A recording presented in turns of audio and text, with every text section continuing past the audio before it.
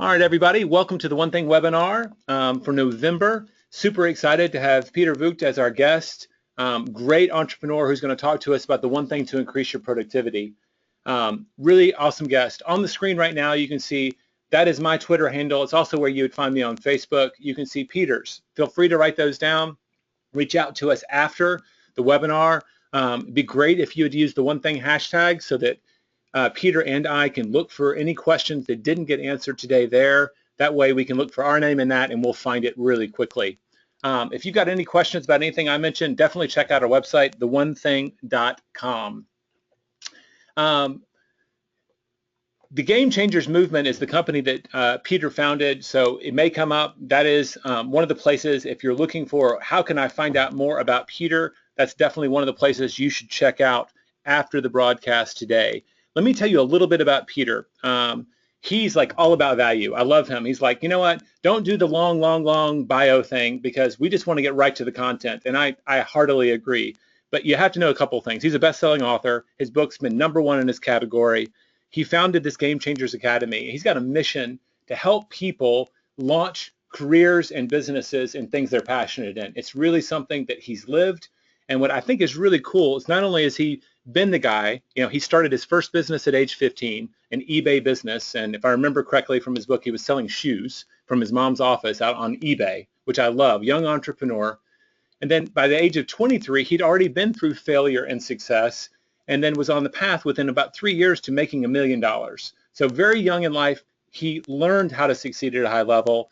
And then what's really unusual for someone who is billed as the big voice of Gen Y, and he's been acknowledged as a Gen Y leader, he's also led a lot of people. So, and the Cutco organization, he's trained over 5,000 entrepreneurs. And I think that's really unusual. So not only does he know it, I like that he's learned how to teach it and coach it. And so I'm really looking forward to diving in.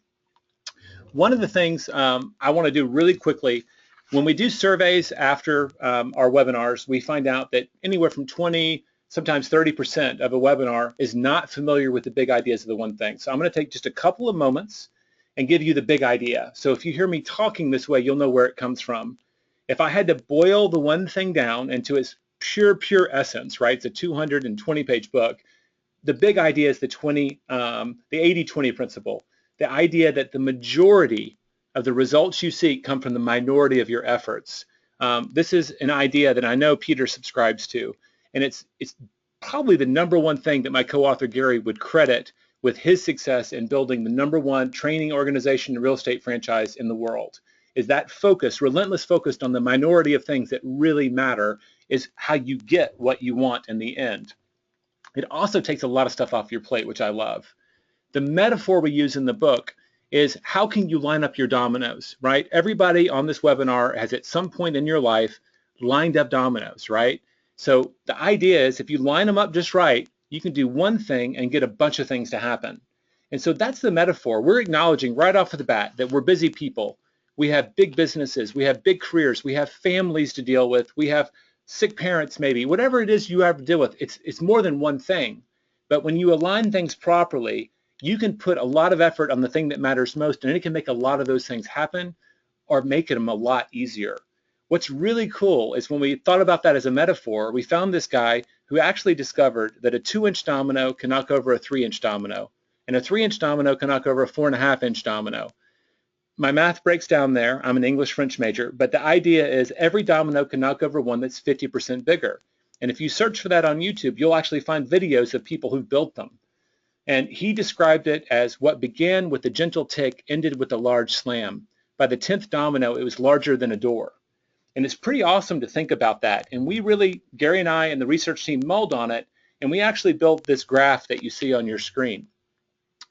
The idea is that one thing can't just do many things, right? The world record for dominoes is just under 4.5 million of them, right? Imagine lining up that many and just doing one thing to make all of that happen. What's really cool is this idea that Lauren Whitehead introduced, that not only can one thing do many, it can do more. And so if you take that geometric progression, it's growing by 50% every domino.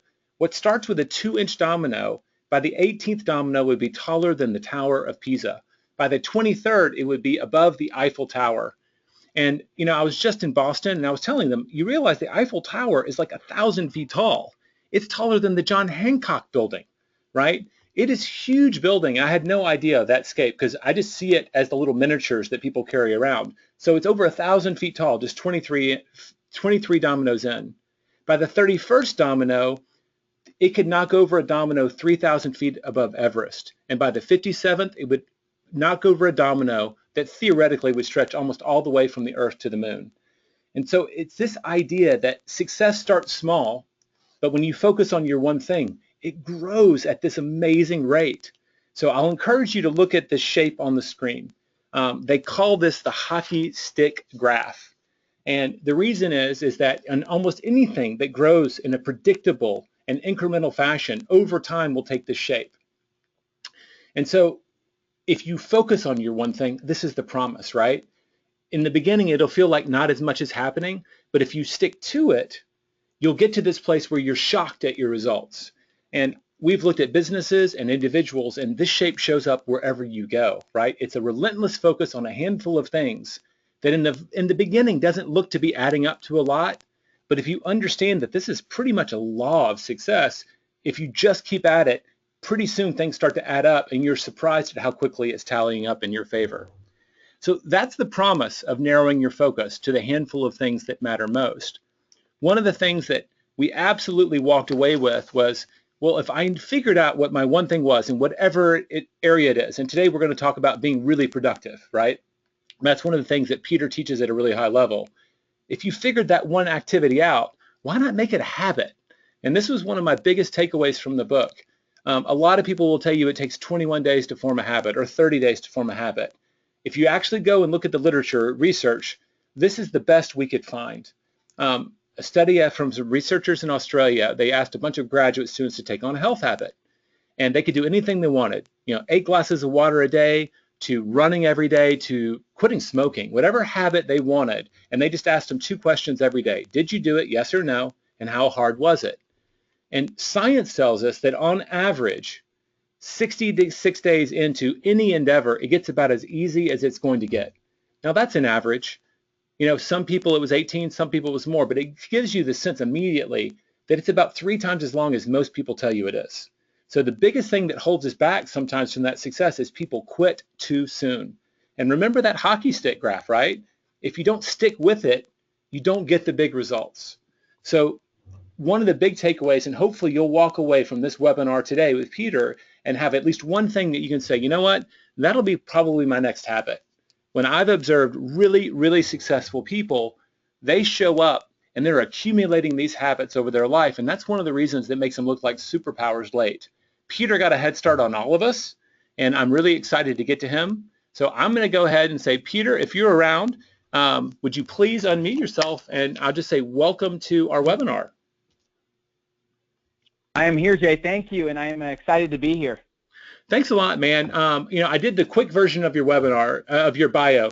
Is there anything that we need to know else about your kind of breathtakingly fast start? Is there anything that I missed in that? I was trying to do it fast so we could get to the content. No, I really, when I look back, and I get this question a lot, I feel like I have failed my way to where I am now, but by a lot of failure. And people see, obviously, I'm young. How can you fail so much? Well, I really, since 15, I've been failing, but I take the failure and try to help it sharpen my perspective. So yeah, you hit on, everything. We can dive into certain things that I think have shaped who I am now and the productivity I achieve now, and we can hit those as we talk about these 3 things. But I wanted to honor you as well. Your book changed the game for me, and you've done some speaking to my Academy members, and we've done podcasts together, and I love what you're doing as well, man. So much respect. I know it's obviously we're going to talk about productivity, but I wanted to get that out there because you've made a big difference in my life as well. Well, thank you, and I'll say thanks on behalf of Gary Keller as well. I'll go ahead and put kind of our agenda up for everybody to see. We really kind of narrowed it down. If there was only one thing we could talk about, it'd be your productivity plan and kind of your thoughts on that. There were 2 things we could get to. It's schedule design. And the last one is like bringing leverage into your life, team hiring. So I love that when we did our pre-call that we arrived at a really short agenda so that we can kind of go a little deeper on each of these. So why don't we just dive in? Talk to us. number one, productivity plan. What's your philosophical, where's your philosophy on productivity, and maybe how'd you get it? Yeah, good question. So really, my first focus when I was struggling in direct sales and when I was building my entrepreneur business and building an online business as well, is I didn't have any income and I was working 50, 60, 70, 80 hours a week and I wasn't getting results. And eventually I started getting results, Jay, but I still was working 80 hours a week. So I finally was making income, but I had no life. I was working 80 hours still. So I had to figure out what's going on. I didn't get results and I didn't have any time. Finally, I got results, but I still had no time. So I had to ask questions like, how can I improve my productivity if I was already working at my max capacity? How can I take time off if I am not getting the results I want? How do I deal with all the distractions out there? And I arrived at this one-page productivity plan that at the time I didn't know it was going to be revolutionary for me or I could duplicate it, but looking back, that is the one thing that changed the game for me. So the first shift I made is I had to tell myself I will be disciplined instead of working all the time. Right. Because I feel like a lot of people are working 8, 9, 10 hours a day, not as effective as they could. So then they go, wow, I got to work extra hard now. I got to work 9, 10, 11, 12 hours throughout the day, but they didn't even maximize the first 8 hours. So I had to tell myself I needed to be disciplined and I needed to take full control of my agenda. So I created a plan where, and we can dive right in, where I had to get clarity and get rid of all the noise in my head. And I think the number one hack to productivity and even confidence is be very clear with your intention. And I think clarity is such a foundational piece of productivity. So for me, I had to get clear on why I was where I was, who I needed, and why I was doing what I was doing. So the first piece is creating an ideal outcome for yourself. For the next 6 months, what is ideal for you and your business? How involved are you in the business? What does that look like for you? And if you asked me, anytime I was struggling, I could not tell you even half of what I wanted. I'm like, I don't know. I want more freedom. But people aren't really clear. So I had to, go ahead. Oh, I was going to say, I'm nodding my head over here because clarity, there was a period of time where we almost called the one thing about clarity. And what's shocking, we had this little riff. We said success is getting what you want. We wanted to define it as simply as we needed. And our big aha is most people aren't very clear about what they want. And if you're not clear, you can't act with any clarity either. So, it sounds like a lot of people might say, oh, this sounds so obvious, but you actually have to do it, right? And I want to hit those. Yeah. You have to decide what you're going to do, where you're going to do it, and who you're going to do it with. What were the 3 questions you asked really quickly? Questions as far as, the questions I asked myself? Yeah, about clarity, right? Where does my business want to be? Like, what are those? Those are really specific questions that are powerful. Yeah, who I am. These are the questions I wrote down. Who I am, like who I'm not. Who am I trying to be that I'm not? Am I trying to do all these things that aren't my strengths? Because I realized when I was struggling, I was trying to do everything my own. I realized I asked myself, who did I need to help me grow my results and help me cut my learning curve in half? And then I wrote down, why was I doing what I was doing? I had to sell myself, Jay, on what I was doing, because if I wasn't sold on certain things, then I would procrastinate. So I had to sell myself on what I was doing before I could actually take bigger action and increase my productivity. So those are some of the questions. And I can dive into, here's what really caused it for me, Jay. I felt like I was working all the time but didn't see my results improve. I felt like my business was running me and I wasn't in control. And I felt like my to-do list just kept growing and growing and growing no matter how much I got finished. And I had so many ideas, but I didn't test them and didn't know which ones yielded results. So that's why I just had to get super clear. So let me walk through the productivity plan and you can tell me anything that you feel you need clarification on. Sure. So I created that ideal vision. It's 1 paragraph. It's like my ideal outcome in 6 months. And I feel like if you do a year or 3 to 5 years, like some people talk about, that's great. But you change, customers change, trends change, marketing changes. So many things change that creating an ideal 3-year is challenging to stay focused in the moment because it's so far away. So that's why I did a 6 months. Got it. So once I got that 6 months down, the next thing I did is I had to create my value system where what are my ideal values? What's important to me? because your values are going to make you do things you don't often want to do and make it easier to do them. And a lot of people are living based off other people's values. So for me, I had to figure out my values, whether it's flexibility, freedom, impact, being with family. And I realized one of my top values was autonomy and not having other people tell me what to do. So once I created my values, I measured everything against them. I feel like a lot of people, especially millennials, take on too much and they say yes too much. If you have a value system, you know what to say no to, and you can measure everything against this one-page plan. So once I got the values, I wrote down my big 5 for the next 6 months. This is where really it got exciting for me. So what are the 5 things, that's it, that I want to accomplish that are congruent to, like you say, the big thing or my vision that I have? And then I sold myself on them. I wrote down my reasons, my 5 strongest reasons. You have to write down 20 to 30 different reasons to really get to the meat of why you're doing what you're doing, because most reasons, maybe they're material. They don't really fire you up. If you're not waking up at 5 or 6 a.m. fired up to take on the day, you don't have strong enough reasons. They're not compelling enough. And I realized, Jay, I was just working for the fact that I was working. I had no clue why. Yeah, maybe I wanted to be young and break some records, but it wasn't until I got really crystal clear on my strongest reasons of why I was doing what I was doing, then I got crystal clear on the actions to take. So once I got the reasons down, then I wrote down the key behaviors and skills I needed that were most congruent to those big 5. I think skills are weapons in the industry now, and if you can develop specific skills that are congruent to your industry, oh, that's huge. And how do you figure those skills out? Well, you have a great circle of influence, or you have mentors that tell you, here's the skills you need to master. So one of mine was public speaking. I was horrible at speaking. I couldn't speak in front of 5 people. I got nervous and I messed up. So one of my skills was I got to get better at speaking. So I joined Toastmasters, had a speaking coach, and I just kept getting better and better. But the only reason I did that is because I had my values lined up, I had my reasons, and I had the skills I wanted to develop, and they were all congruent to the 6-month vision. So once I had the skills, I just wrote down the next goals I wanted to accomplish in the next 30 days. And this, by the way, Jay, was all on one page.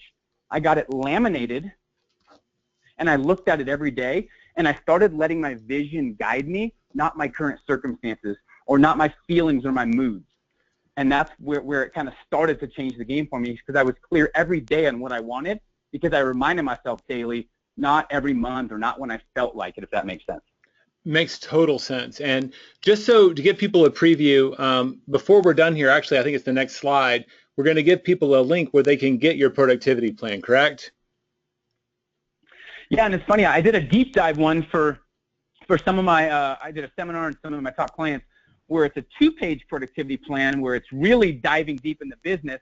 Yeah, I gave that to them so they can have that as well. And it's literally, they can fill in the blanks and stuff, and that really helped me. Awesome. I know I'm looking at the questions, and there's some folks that are out there, and I love that you're doing it. Just a reminder to everyone, if you have questions for us, especially ones that we can answer at the end, please use the questions toolbar. And if you're experiencing trouble, we've been also troubleshooting that there. But some people are saying, what were those 5 things? If you miss one of the things, there's a free download. There's no obligation. We'll have the blueprint ready for you. So I just, clarity, your ideal outcomes, value systems, your big 5 reasons, your big 5 outcomes, the behaviors and skills, and then the 30-day kind of, what am I going to do right now? All of that, is echoing stuff that I read in your book, and it's something that I believe in. You're reverse engineering from something that's about as clear as you can get. So first off, giant thumbs up on that. And the more I talk to really, really successful people, they start with the end in mind. And when they say that, it actually means you're reverse engineering. How do I work backwards from that goal, a very specific goal, so I know how to behave today? And we wrote about that, and I love that you've got this great process. And there were like 4 or 5 things I could just go crazy on, but one of them I love is that you took your outcomes and the reasons and you boiled them down to skills and behaviors. And something you wrote in your book, and I think it was a Jim Rohn quote, is that people don't pay you based on what you need. They pay you based on what value you bring, your skills. And if you're wanting to improve those things, you have to work on those behaviors and skills, because that's what drives your value. So when was your big aha on that? When did you learn to boil it down to a behavior or a skill, or who taught you that? Yeah, good question. I mean, there's a lot of, and this, like, I get chills thinking about it because this was such a breakthrough. Well, my first breakthrough was I heard the quote years ago that your level of success will seldom exceed your level of personal development. And It sounded foofy at first, like, what the hell does that mean? What? But I was like, oh my gosh, I'm not growing. So I got into personal development, Jay, and I bought every course, I read every book, and it did nothing because I got overwhelmed. And when you're overwhelmed, you seek distraction. So I was in a worse place than before after studying personal development because I had no clue what mastery meant. So the big aha for me was I had to focus on mastery versus overload. So many people are addicted to information, podcasts, videos, audios, because it's a cop-out, I think, to study a bunch, but they're not addicted to implementation or execution of what matters. So I luckily had a mentor that said I need to get more addicted to execution versus information. So what I did in my previous companies, I figured out what skills I needed that had the highest value and highest leverage point. Like one of them was recruiting. I needed to get good at recruiting. So what I did for 6 to 8 months, Jay, is I just focused on recruiting, how to become the best possible recruiter that I ever could. I didn't focus on anything else. I just focused on mastering that. I started developing systems, and I got into my business a recruiting mindset. I turned my team into recruiters. Then once that was systemized and it worked, then I wanted to master leadership and how to motivate people, how to inspire people, how to really get the most from people. So then I took every course I could on that. I only read books or listened to seminars that are congruent with that skill I was mastering. It makes it so much easier when you have purposeful personal growth versus random personal growth. So my aha was when I did that, I saw myself become one of the best recruiters in the company, and I'm like, oh my gosh, it works. So then I mastered 4 or 5 different areas over the next 2 or 3 years and brought them all together where I became one of the most valuable managers. And I don't say that to brag, but I did it through mastering one thing until it was complete and systemized, then going to the next thing. And how I learned what that was, I didn't try to figure it out on my own like most people. That's really hard to do when you're kind of have the Superman syndrome when you want to do everything yourself. I reached out to the best 3 to 5 people in my company who had done everything that I wanted to do, and I asked them to mentor me and asked them, what do I need to do to get to your level? What are the most important skills I should master? So I didn't have to figure it out. They told me and cut my learning curve in half. You know, this was all through your book, and this is me. There was no premeditated. I get nothing for doing this, but 6 months to 6 figures. It took me like an hour and a half to actually work through this very quick book with just lots of gems in it. But mentors show up. You've probably said mentor 5 times on this podcast, and I think somewhere in there you said, look, if you want to be a millionaire, go hang out with billionaires, right? And that echoed true. Like, there's the fastest way to get like the hacks, the silver bullets, or at least the essence of what we should be focused on, is to talk to people who are way more successful than what we're shooting for. And I'll just throw one little personal anecdote out there. I remember my wife and I, when we had our first kid, we were taking advice from all of our other friends who had one kid. And we're comparing notes with them. And then she one day went and spent the day with our friend, Aaron and Tammy, and they had 3 girls, all under 3. And she came back and her whole mindset was changed. She goes, I'm never taking parenting advice from someone with just one kid again. They have 3. They absolutely know what doesn't work because they're working with a much bigger model. And so, you reached out to these people. How many of those top people said no to you? Numerous. Well, they had no clue who I was. I was a newer person failing, and I'm sure they get people all the time, can I help? And most people don't follow through.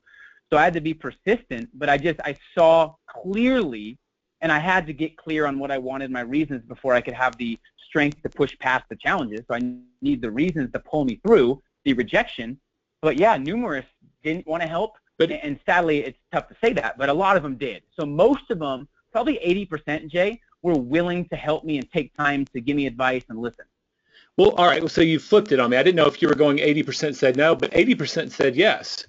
So, I mean, yeah, you're going to get some no's. In my experience, if you're genuinely motivated, you might be surprised at how willing people are to share their advice and wisdom.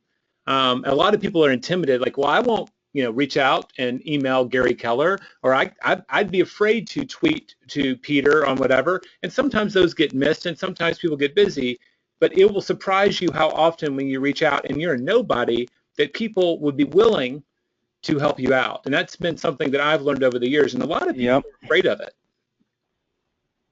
And the problem is, that's why the productivity is so valuable. The planner, the problem is they don't have enough fuel or reason to get them past the rejection or to have them do uncomfortable things. Right. I had my reasons so clear. I was so fired up that I didn't even care if they said no, because I knew what I wanted. So that's the key, is having enough fuel to know what you want. And yeah, Gary Vaynerchuk gave me 50 minutes of his time in 2009. Had no clue who I was. I asked him to talk with me about 6 times over email. I was persistent, but 50 minutes changed my life. I'm young, and I'm like, geez, this guy's a multi-millionaire giving me 50 minutes of his time. There are amazing people out there. Now we're friends, but I'll never forget that. It just takes persistence. There's no one you can't get a hold of without enough strategy and persistence. And you talk to enough Gary Vaynerchuks out there, and they'll tell you that there was a Gary for them too. And I think a lot of them have this kind of pay it forward attitude. They're gonna do what was done for them. So, all right, so the productivity plan, is there anything else we need to know? Get really clear, understand what you value. What are the big 5 things that you need to get done in this, the next 6 months, like a pretty short window? You can get really clear there, and why. 5 really strong reasons why that's important. Narrow that down to like a skill or behavior that you can focus on, and then have like a 30-day action plan. Like you shorten it to like, what am I going to get done now? Is that a pretty good summation of the productivity plan? Did I miss something big? Well, what I forgot to mention that was crucial is I think you have to understand at a basic level what's killing your momentum or what's hurt your productivity in the past. This was before the productivity plan. There are certain things that are killing people's momentum. And if you're not aware, they're going to keep coming up over and over again. So what I would recommend is figuring out your top 3 to 5 momentum killers. Maybe it's internet, maybe it's sleeping in, maybe it's technology, your phone always buzzing. I don't know. But figure out what's killing your productivity first, and then create prevention plans for each one. Because if you don't have a plan to interrupt your interruption, I think the plans are always going to be interrupted. So I think I would add that in there, Jay, to make sure that people are figuring out what's interrupting their momentum or hurting their productivity so they can take care of that before it comes up. And then they can have full clarity on using the one-page productivity plan. Got it. I love it. And you actually made that 2 steps, which I thought was very instructive. It's not just your say no list that you talk about in the book. It's also like, what are the 2 or 3 things that are going to trip me up, and what's a strategy for stopping it? And a lot of people start, they end by recognizing the danger, but not with the strategy for actually getting around it. So that's a great little exercise. It takes 15 minutes. Most people kind of know their answers. They just haven't taken the time to actually go through them. Yeah, you literally need to create prevention plans for each. Yep. So if, like mine was getting on the internet, getting disrupted or distracted. So now anytime I create content or write for Entrepreneur Magazine or Forbes or anything, I go places where there's no internet at all. And I never, ever open my laptop unless I know exactly what I'm doing first, and I've sold myself on the activities I'm doing, and I know they're congruent to my vision. And that's helped tremendously. So I just take care of them before they come up. Love it. Chip and Dan Heath, who wrote, Made to Stick in some of those books, like I think it was Chip, who was an email addict. He got his laptop and ripped the Wi-Fi card out and would leave the office to write because he knew if he was within temptation, he would fall to it. So yeah, get your strategy and move on. So schedule design. You've got your kind of your momentum killers taken care of. You've got your productivity plan. Schedule design. What does that mean? I love the sound of it. How are we gonna tackle step 2? Yeah. So there's some steps here. So I'm just gonna walk through the steps, and then we'll deep dive into each. One is you have to schedule and predetermine everything. 2, you have to seize each day in a very strategic way. Staying 100% intentional is number 3, and then success orientation and environment is number 4, and they all congruently work together. So if you take one out, it's tougher to maximize the entire schedule design process. And this has been tweaked over the last 8 or 9 years, Jay, and I finally figured out a system that has just worked magic for me on getting things done, having a better lifestyle, having peace of mind, and producing huge results. So yeah, let's dive in. So the first thing really is people have to understand that they need to have a system in place for everything they do, because that gives them predictable results, right? One of the biggest keys that I think I've discovered in a trick to productivity is deciding what you're going to do other than in the moment, right? And then practicing that high-level work over and over again until it's habitual and automatic. A lot of people are doing things in the moment or getting interrupted because they're letting that come in, that they can't actually strategically schedule their weeks and predict their results because there's so much emotion going on versus strategy and logic. So the first key is you must invest all your past experience into your future success and preparation. So I always do a previous 7-day review, and this is in a document. I do a previous 7-day review. What went well? Where was I at my best? Where did I waste time? And this takes probably overall it takes an hour, but it saves you so much time and energy throughout the week. So I'll give you some of my favorite questions that I ask in my review session. So when was I at my best? What did I create this week? Did I follow up with everybody I was supposed to follow up with? Did I eat healthy and maximize my energy? Did I add enough value to the marketplace? These are just things that are relevant to my industry and my business. So people need to create 3 to 5 powerful questions that help them invest their past experience into their future week. Because the more you sweat in peace, the less you bleed in war. So the more you strategically think things through, the less stress and less regret you're going to have throughout the week and the better results. So first step is previous 7-day review. Go ahead. And that's like an hour of your time every week, and that's something we advocate as well. Not only planning forward, but I think we learned this from Peter Drucker, and that's been around for decades, right?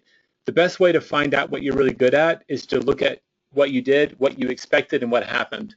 And even if you're not even that smart, over time you're going to see a pattern. You know, every time you went to write, you got on the internet. Well, now you know that that's your trap. Like, that's how we learn how we perform.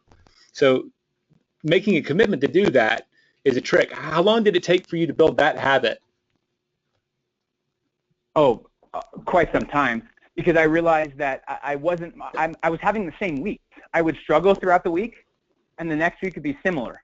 I'm like, why is this happening? Oh, I get it. I made these 2 errors.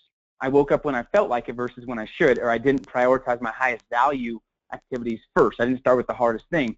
So I started conceptually thinking about why my weeks were how they were, and that gave me awareness. And all it took, Jay, is 1 week of totally revamping my schedule and seeing results. I think the results are the big motivator, right? And I think stress is a lack of results. People talk about stress, and when you're stressed, you should read a book. The reality is, I think when you're stressed, you should hustle harder and more intelligently. But it just took 1 week of me predetermining my outcome and looking at my last week and asking the right questions and then seeing big results that I never stopped doing it. And I just kept tweaking how I did it every week. Yeah, so that's really what it took. It took probably a couple months. The feedback loop for you was so strong that you were like, wow, this is a game changer. I'm doing it. I'm all in. I love it. And I was confused, and you tell me, I mean, I'm pretty tough on, I want to help people, and I know sometimes the things I don't want to hear are the things I need to hear. I was just confused how most of society would complain about their weeks or months, but have the same weeks or months. And they bitch about their years, but they're doing nothing different. What do you expect to happen if you do the same thing? Like a random miracle to happen? And I realized that was me. I was like having bad weeks, and then like, something has to change. I'd look at my schedule, and it's the same schedule. I'm like, well, I think I'm insane for not actually planning something different. So I just got frustrated seeing people complain about the results but do the same thing. So I had to create something to interact and counteract that. You know what I mean? Well, it's frustrating to see it. I think it's a natural thing, and I think a lot of us, I mean, I think that you've got this passion. You're clear about what you want, and that makes you acutely aware of what's not happening. And I think that in the absence of that clarity, a lot of people don't really have a measuring stick for their weeks except other people around them. And so, but when you have your goals, they're all about you, you get real clear. And so that 1 hour becomes incredibly powerful. So I'm going to echo back to your productivity. Oh, yeah. You know, that when you get clear about where you're going and why it's important to you, a simple step at the end of the day, at the end of the week of reflecting on how did I do becomes a powerful check-in about, because you have all those reasons add up. So Yeah, I totally get it. I just think it's Yeah, easy for 100%. people who aren't clear to not get that. And I think that's the difference. Yep, that's why step one is clarity and just getting rid of all the noise out there. So after I review my week, I write down everything I can't change. Client meetings, team meetings I'm running, maybe recording my podcast or my videos or whatever. Everything I can't change, I put in my schedule. And then I write down, what am I committed to making happen this week no matter what? What am I 100% committed to making happen? Because I used to get addicted to starting things, but not addicted to finishing them. So I'd have like 9 things started. I'm sure we can all relate, right? Because it's easy to start something, it's tougher to finish. So I asked myself, what am I 100% committed to making happen and finishing this week? And then I went through my top 3. This was the biggest game changer for me as far as bottom line results go. I had to write down, what are my top 3 profit-producing activities? The activities that have been proven to actually get results and profits. Phone calls, if you're in sales, right? Sending out certain things. You would probably know, Jay, the top 2 or 3 profit-producing things for real estate agents where if they're not doing those, they will not survive. And it's often the things that are harder, so people will try to do every other thing on earth besides the actual profit-producing activity. And I see this in millennials and entrepreneurs more than I've ever wanted to the last couple of years. I'm like, why aren't you doing the things that are proven to make money? Well, because no, you don't have any money. What are you doing? You have to have these profit-producing activities in place, and they have to be rituals and non-negotiables to where you're producing income consistently so you don't go broke, and you're building momentum that way. So I put in my profit-producing activities. And then on the bottom, I put in who was I going to reach out to that week that was playing the game at a higher level than me. I was so scared of complacency. And I think once you stop reaching out to people at a higher level, you're the most vulnerable for complacency. So in my schedule every week, there's not been a week, Jay, in the last couple of years that I haven't reached out to someone that's playing the game at 2 or 3 levels above me. There hasn't been a week ever. I don't care if I'm on vacation or not. I always reach out to people playing the game at a higher level. So that's kind of the first step, is just writing everything down and scheduling everything. And here's some examples. I wrote some down as I was preparing as far as profit-producing activities. It could be talking to your salespeople, writing content, reaching out to these, if you're a speaker, doing appointments, sending out emails to your list, creating copy, working on delivering better from stage, sales calls. I don't know, but I'm sure you can think of some profit-producing activities that you would never not do throughout the week, even if it's not always fun to do that. You know what I mean? And that was a game changer for me as well. I think one of the tricks is, we know this in every sales or service business that lead gen is always number one. We may have gotten into whatever business it is because we love delivering the service, but if we don't do our lead gen, right, marketing, advertising, prospecting, networking, we won't have customers to do the service with. And a lot of people fit that description. And I think that my big part of the journey, I didn't show up naturally wanting to write 5 days a week or 7 days a week. That just doesn't happen. It didn't happen for me, even though I loved books. But when you make the commitment, you're clear about why it's important, right? Going back to those same foundational things, right? One of the things happens that you do it for a little while, you discover that you're actually better than you thought you were. And once you opportunity lies on the other side of the fear. I've just learned that again and again and again, or resistance, right? As if you've ever read The War of Art, you've got this resistance to doing the things that matter most, but you break through that, and there's usually this discovery of, wow, I'm a lot better than I thought, or I'm getting better every day, and you can actually find joy in the things that seem the most burdensome ever, and that's when the magic happens for me. That's when it becomes, I'm not making myself doing this anymore. I get to do this now. Mm-hmm. I love it. Yeah, that's huge. And you know that by actually experiencing the results and kind of shifting the mindset or perspective about how you view those activities. And I ask myself every morning, I started my days very powerfully. I ask myself, what am I grateful for? What am I excited about? And what am I committed to making happen today no matter what? So like I said, I got addicted to producing versus just consuming. And to go a step further, if we're really going to add value, Jay, I think a huge thing that's creating a wave in entrepreneurship, real estate, and everywhere else is, instead of just prospecting, spend some time positioning yourself as an expert, as a leading authority, as a trusted advisor, so people come to you versus you having to prospect all the time. I think the new age is really doing both, but figuring out how you can create some unique messaging, how to differentiate yourself, and how to give yourself in a whole new stratosphere of results where people are like, wow, he's the one I want to go to. He's the expert. And they're always reaching out to you versus you always prospecting, because prospecting gets, I mean, it sometimes wears you out. So I think doing both is key. So you have people coming in and you're reaching out as well. So after I got my day planned and I had my whole week strategically thought through, then it was just seizing each day. And I realized that the most important hours was the beginning. I stopped checking email first thing. I started sparking my mind and body in the morning. And I realized there was so much stuff out there on the mornings, like on morning routines. And I got overwhelmed, of course, because there's so much information. So once again, I simplified. I think people that are outcome focused can produce results like very few people can. So I realized, what's the purpose of a morning routine? And I came up with two things. And I think the whole purpose of a morning routine is, one, give yourself confidence and courage and get into a better state of mind. And number two is you have intention and you know exactly what you're doing that day and what your highest values are. So I asked myself, what needs to happen for me to create the perfect day? And then I started on my toughest, highest value activity first for the first 60 to 90 minutes with zero distractions, put my phone away, turn my phone off, 60 to 90 minutes, highest value, highest leverage activity. And then I took a 15 to 20 minute minutes real quick. Go ahead. When does your day start? Just out of curiosity, right? You've got this morning ritual. Do you get up at the same time every day? Is this like before 5 a.m. or is when you're talking about from the moment I walk into my office, this is what it looks like? Yeah, so I mean, my schedule is crazy with traveling and speaking and stuff. It's really hard, and events, it's really hard to have the same time. But are you talking about when I was doing this, like figuring it out, or like right now? Because it's different. I think let's be instructive. When people are listening to this and they're thinking about their lives, maybe they've got kids, maybe they don't. When does this planning happen, right? And when does the execution happen? Like, I love the clarity. Like, you get clarity once a week by checking in and looking at your systems and what you should be doing and what you did. And then every day you're getting that same clarity. What is my one thing today, if I were to paraphrase in my language? And then you want to dive straight into that. Is this like before you have your first cup of coffee, you're looking at your goals and reflecting, or is this when you get to the office? Got it. Yeah, so it's the purpose.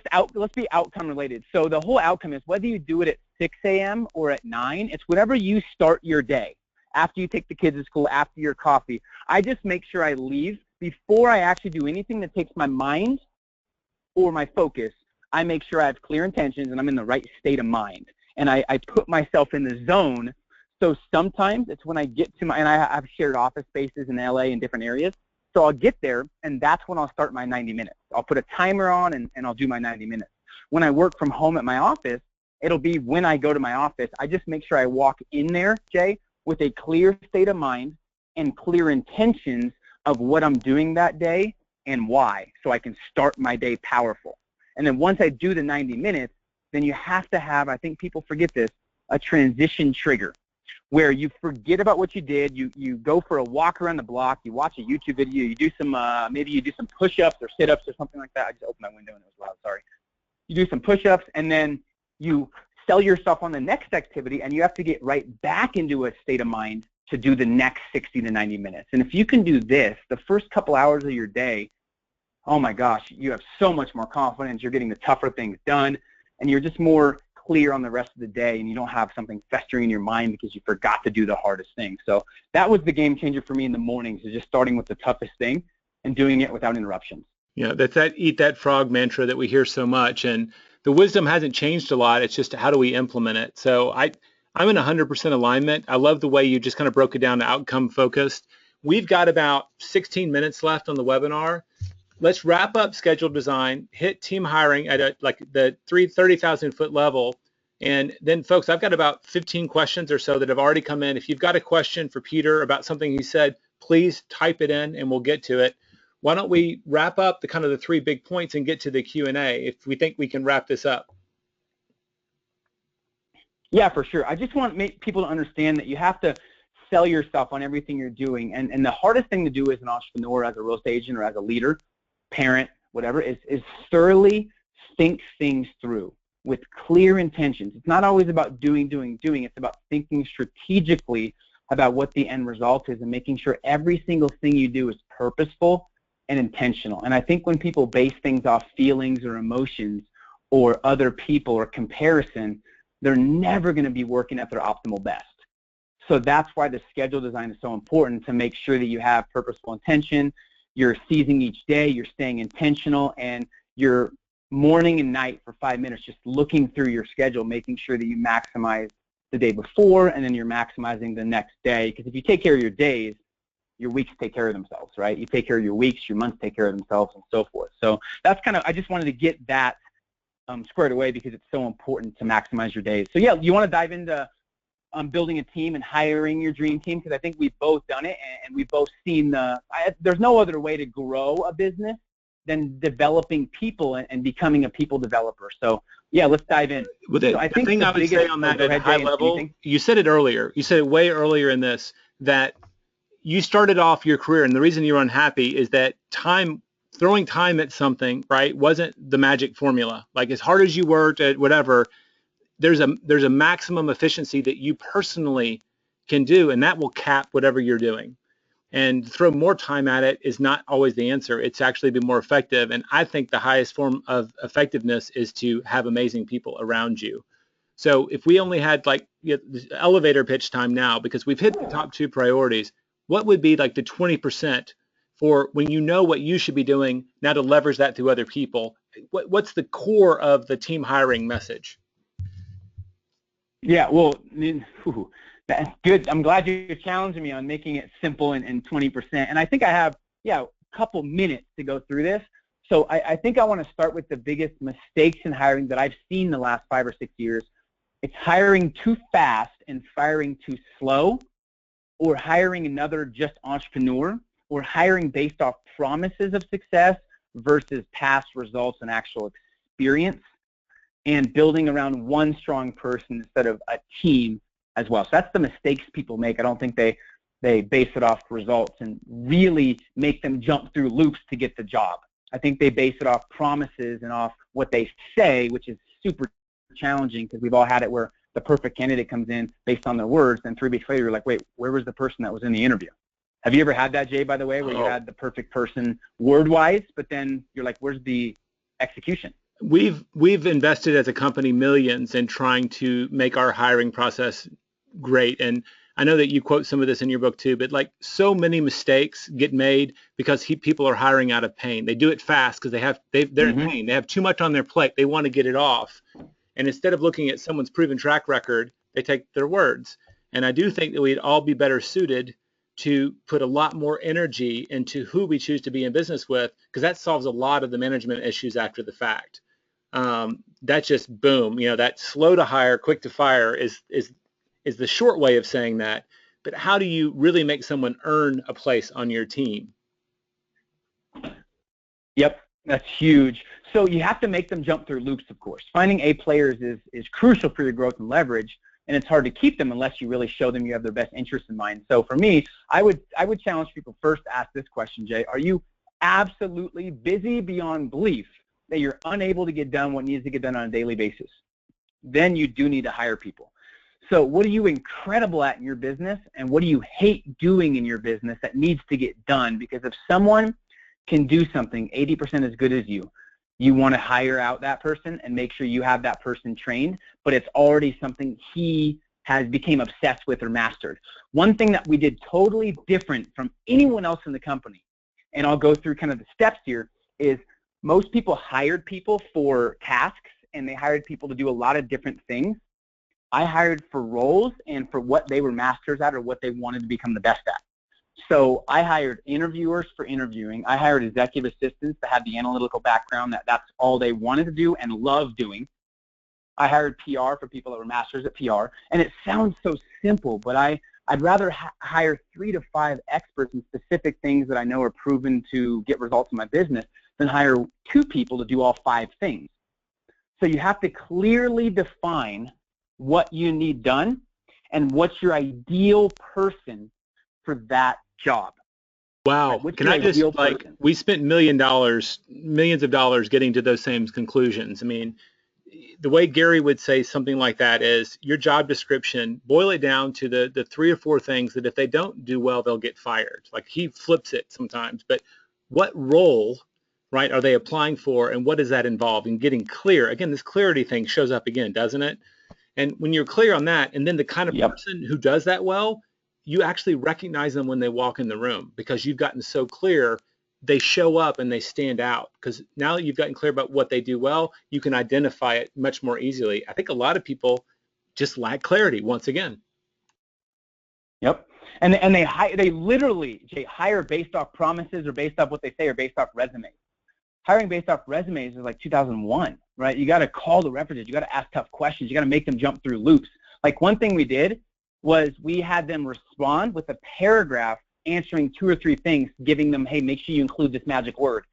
70% didn't include it. Are you kidding me? If they can't follow simple directions, what's going on?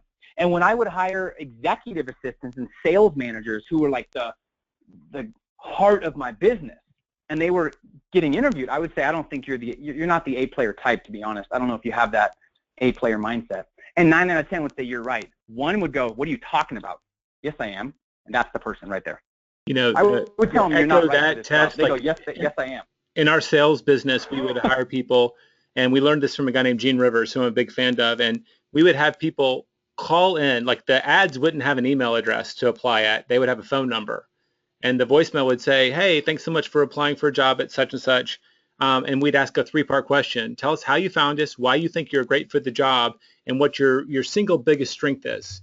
And you've just given them a three test right there. It's amazing how many people don't hang up the phone, think about what they're going to say, and then call back and answer it.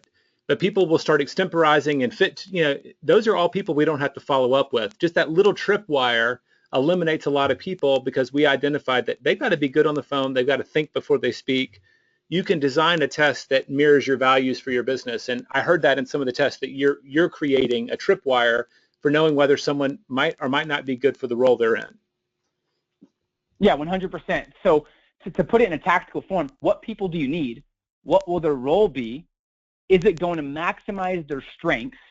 And then you want to describe who you need to hire in detail. Position, roles, duties, revenue potential, commission, salary. And you have to create a process, deadlines, and dates. So I see a lot of people, they want to hire people. Okay, when are you going to put the ad in by? And when are you going to have them hired? And then when's the training? I'm going to figure that out on the way. No. You have to have that before. And it sounds so simple, Jay, but you have to have that down, right? And I can't stress enough that hiring for strengths and not for multitasking is so crucial. So once they come on board and you finally find the right ones, I think the biggest key, and I got this from, what's that? Oh, the 1 Minute Manager had something similar to this, and I took this and I ran with it years ago. You have to give them proper expectations. There's 3 parts to really creating the best possible superstar. So you have to give them the proper expectations. And I think a lot of people in different industries, they give such high expectations and the expectations don't match. If the expectations don't match for an A player, they are out quicker than you can count to 2. They don't trust you instantly. But if you promise certain things and then exceed those, they're excited. So direct sales is hard. So a lot of my reps in training, we train thousands. I say, guys, the reason this is one of the top jobs in America for young adults is the same reason people quit, because it's challenging, but the rewards are exponential. But in your first couple weeks, you're going to feel like quitting. I promise you that. And most people sadly quit, and then, we see them at the mall. And I give a very deep dive of this. I don't just make fun of people at the mall. I give them a very deep dive why people do what they do. And then I go, but if you can push past the first couple weeks and maybe feeling like you want to quit because of the rejection, you won't believe the confidence and the rewards and what you're going to experience. So number 1, I gave them proper expectations and guidelines. Next, I had accountability built into our program. So they had to give us measurements of their success and results. I didn't let it slide without them actually getting results. And if they didn't get results, I gave them feedback why. So accountability, ongoing training that was relevant to what they were doing, and then feedback was once they gave me the accountability sheets or once we met with them one-on-one or in a group setting, I then gave them feedback, and I did not give them feedback myself. Here's the catch. I taught them how to get it. So for example, if I would hire a receptionist, and this is really, really important to get, I would hire a receptionist. We'd have a meeting every single week. We'd have a conference call, then I meet with them in the office. We'd go over, they knew the expectations, it was written out. Accountability was they had to go through their stats and what their goals were, what they hit. Feedback was, hey, you guys are doing a great job at this. I think if you got better at this, Melanie, you would be a game changer. Let me teach you how to really reach out to other receptionists. Let me show you these stats. This girl over here in Pittsburgh is getting the best stats in the company. Why don't you reach out to her and see what she's doing different? Let me help you craft some questions. So I taught them how to reach out to people and find answers versus me giving it to them, so they're always coming to me like it's Christmas. Peter, I need help. Peter, I need help. I had to scale my time, so I taught them how to be self-sufficient versus needy of me. Okay, well, and that's it. Once again, you're thinking way beyond like the first step, which I love, that the big thinking. Like, not only do I have a solution, is this a solution that scales? Which anybody who's on a big trajectory, they have to ask both those questions. One of the other things I'll just add to that is, if you can, one, everything can be measured. We look at some roles like an EA or a front desk person, and we think that can't be measured. And I know that in our company here, our CEO and president have encouraged everyone here to be ready within a month to know what are the metrics for every position in your organization. And I've seen organizations that run that way, and it takes a lot of the emotion out, because it's now, did you or didn't you do this? And it's not, I didn't like the way you did it. And once you have metrics, you know who your top performers are, and it allows you to point to, why don't you interview so-and-so? So there's a lot of wisdom in that, and that's like hard-won wisdom, and I hope people are capturing some of that. None of this is easy. It doesn't have to all be done at once, but these are all things that if you're trying to build a business that lasts, that become really, really great about retention. And you said it, hiring A performers. You want to have an environment where they feel like they can succeed and get the feedback and learning they need. So, and you know what that does? You just brought me a good point real quick, and then we'll end. When everyone knows the vision of the company and the roles, then if you ask a receptionist, or you ask the CEO, or you ask the executive assistant, and you go, what's the vision of the company? They all have the same answer. You would not believe the companies, Jay, where you ask different people in different levels, they have drastically different answers. And that company's not going to thrive at a high level unless everyone has the same answer and the same vision that's congruent to, obviously, big results and big growth. I'm glad you brought that up. Well, all right. One, thank you. That's like a bomb of really specific knowledge on all three of those. Like my head's spinning. I've got like 3 pages of notes here. Let's get really quickly to the questions. On the screen for everybody here, if you go to the onethingwiththe1.com/Peter Voogd, and I'm not sure I'm saying your name correctly, but it's VOOGD, you can get the resources that we talked about, the productivity plan. There's even a recording of Peter teaching this, so you can relive some of that. So definitely check that out, and you'll get a lot of this, right in front of you, so that you can do it as a workbook. Really quickly on the first question, this is like the first person I want to reward them for diving in. Can you give us an example of reaching out to someone at a really high level, what that looked like? When you're talking about good question. This is way back in our discussion. So there's 2 ways to reach out to somebody, and I'll use you as an example. And I created a script that was, I want to say bulletproof because it works so well, and I put it in my book. I was hesitant, but I just put it in my book, and people are using it left and right. So I challenge them, and I'm not doing this to plug the book and say, go buy it. I'm just being literal. It's in my book. So there's 2 ways to approach, and I've done both. So the first way is, Jay, hey, Jay, I have this vision. I want to be the best in the world, and I need your help and people share their story and how their struggles and how hungry they are. But there's nothing to do with what's in it for them, and most people don't respond. But what if I did my research, and I said, hey, Jay, I love what you're about. I love what your legacy brings. I've read your book, and I really feel like we're in alignment with how we serve. What are you currently working on that I can promote to everyone I influence? My list might not be as big as yours, but I'd love to help you get the word out about what's important to you because I believe in what you do. Which way would you respond, Jay? My first one or my second one? Well, obviously, when you show up walking in from contribution, it makes a big impact. Our mutual friend, Jeff, I met him, Jeff, and he followed up with me every couple of months and just said, hey, what are you working on? Can I help? And like 6 months into that, we ended up in a hiring, process where he ends up joining our team. You never know how that ends up, but leading with what's in it for them, I think, is the essence of that. And that requires you to do a little research, doesn't it? That's it. Good people do research on people, not just companies. So, I mean, that's it. Just figure out how you can add value. And if you can't, it should motivate you to become more influential so you become the person that they want to connect with.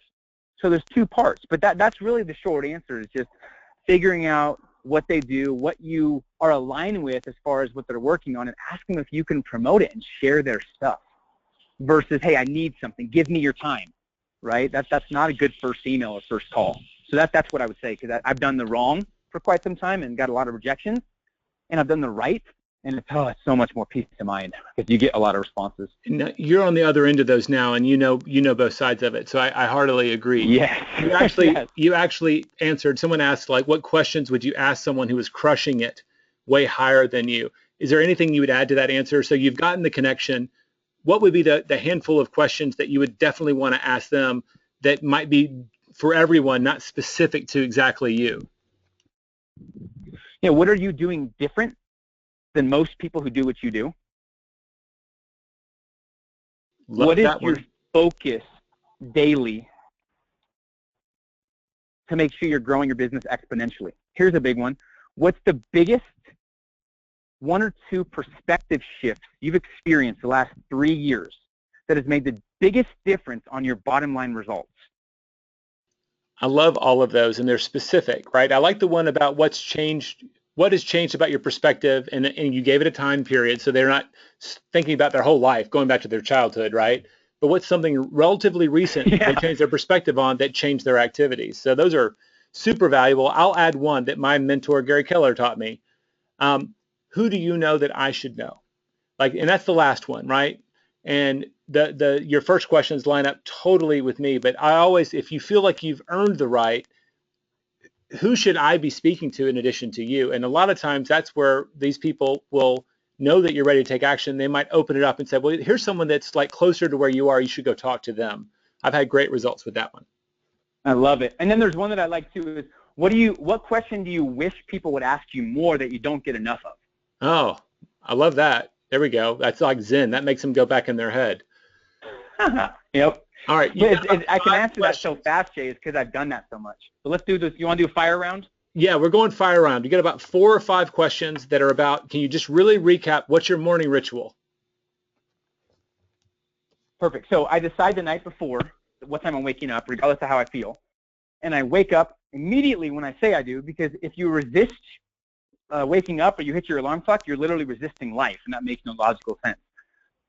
So when I get up, instantly I drink water, and I clear my mind, and I work out first because I want to spark my body, because you can't separate your body from your mind. Fear is physical, I think. So when you're stronger mentally, you're stronger physically. So then I get into about 20 or 30 minutes after working out of value. So whatever I'm focused on for that month or that 6-month period, I make sure it's mastering something, and I'll read something of that nature in a book, video, podcast, a course I'm a part of, whatever, for 30 minutes. Then I'll prioritize.